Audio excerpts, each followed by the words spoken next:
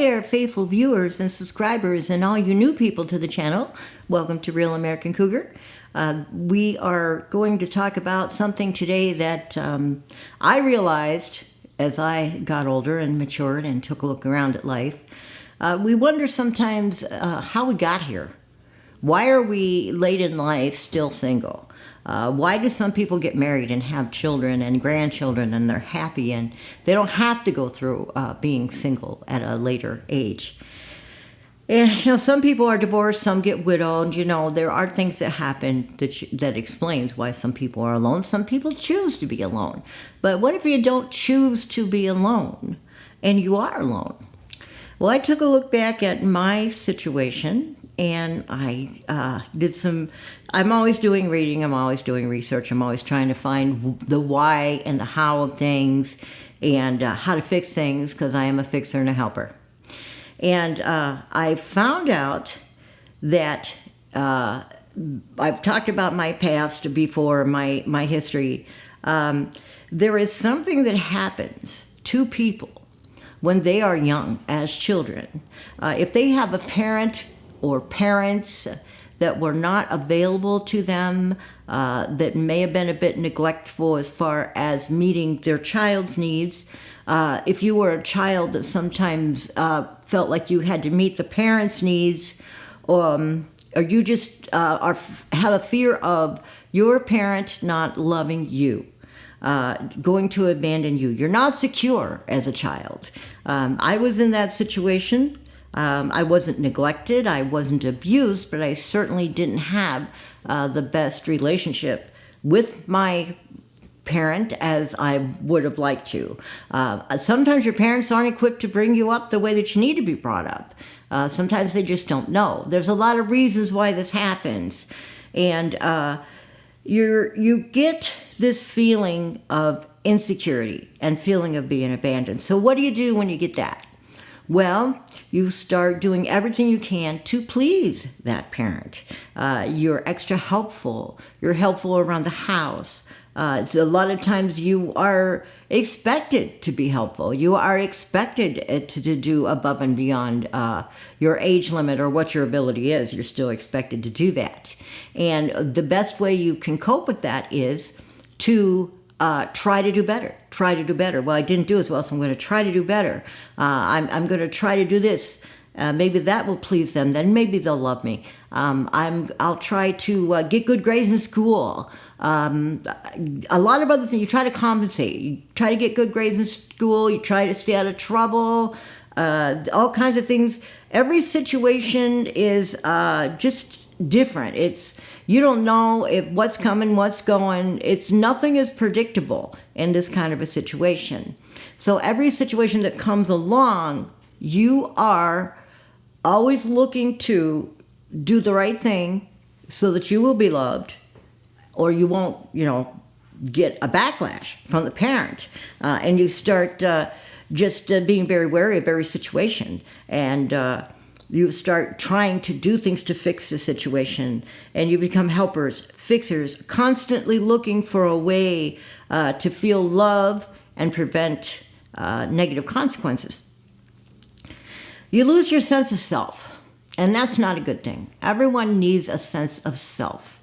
If you're not brought up with a sense of self, you're going to be totally confused once you get out into the world. You need to know that you have the energy and the power to live your life the way you want to live your life and make the choices the way that you would like to make them. When you are brought up in this situation, you don't know how to make the best choices. You're actually limited in what you can get out of life because you don't realize that you can say no. You don't realize that you can make your own choices. So you're stuck in this cycle of we fall into what is called limerence. And limerence is an unrealistic obsession with intrusive thoughts for the object of your affection. Say you meet somebody and it's a month or so, you've seen each other, you're in love already. Okay, that happens. That happens in this situation. That happens to a lot of people that are insecure and are looking to be loved and to be protected by other people. So you fantasize, this person becomes your fantasy. This person becomes your idea of what you are looking for. The perfect person, no matter what.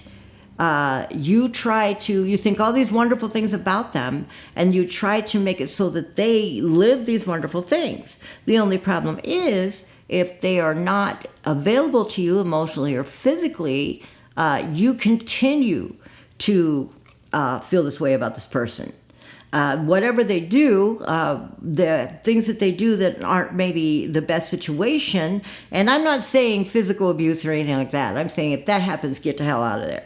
But I'm saying, you're rejected so many times by what they say to you, by them not being there, and you continue to exaggerate all their attractive points, exaggerate all the things that are good about this person.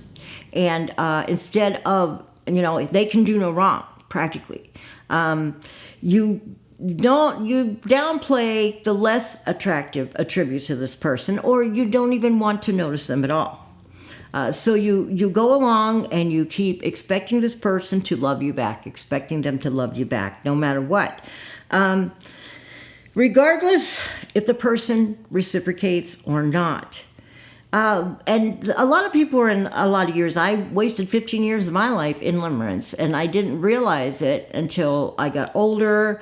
I got away from the situation. I happened to be able to look back, see what was happening. You get obsessed with if the person is around, and you want them to be there with you. You want them to love you, and you start wondering, well, where are they? What are they doing? You start analyzing little things that they do, or things that they've said. What does that mean? Or what could that mean? Or what did they mean by that? Or you start getting very confused, because you can never ever figure out what somebody says, what it means, or what they're thinking in their head, unless they come right out and spell it out to you.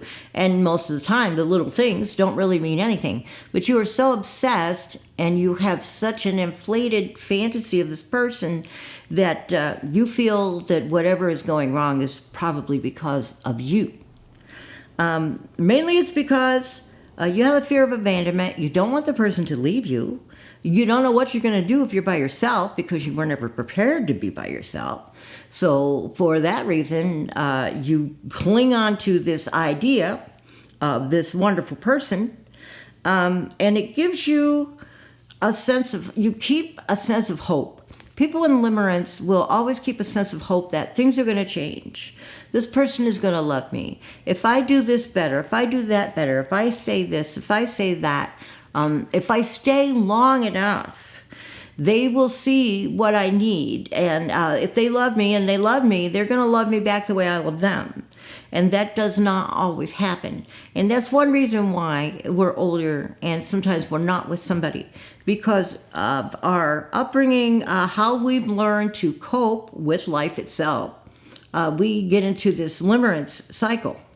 Now, this can happen more than once. You can fall in and out of love with more than one person, thinking that they are the person, and you don't take your time to actually critique what you actually want, and that can leave us like me. That's how I got where I am. I have looked back on my life. I do a lot of reading. I do a lot of research. And one thing, if you don't know where you're going, you're not going to get there. So if you are brought up this way where you don't make choices, you are not encouraged to make choices, you're not encouraged to make independent and good choices, you will end up not knowing what to expect, not knowing what to look for, not knowing how to go for what you want out of life. And you can get over that. You can see your situation as what is actually happening.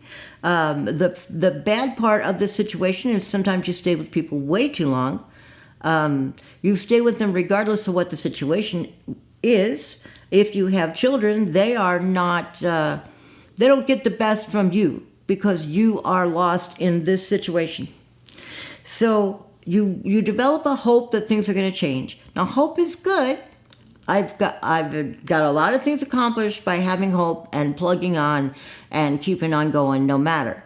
But I just want to let you know that look back on your life, see how you felt growing up. Look at your relationships and find out, were you caught in a cycle of limerence? Were you making bad choices because you didn't know how? You know, even though that could happen, even though you could miss out on many, many years of being happy, you can still be happy. You can realize what the situation actually is, and go along your way, making your own choices, doing what's best for you. Eventually, the person that loves you the way you love them will show up. If not, love yourself. Love yourself the way you want to be loved. You are the creator of your life. You are the person who drives your life where you need to go.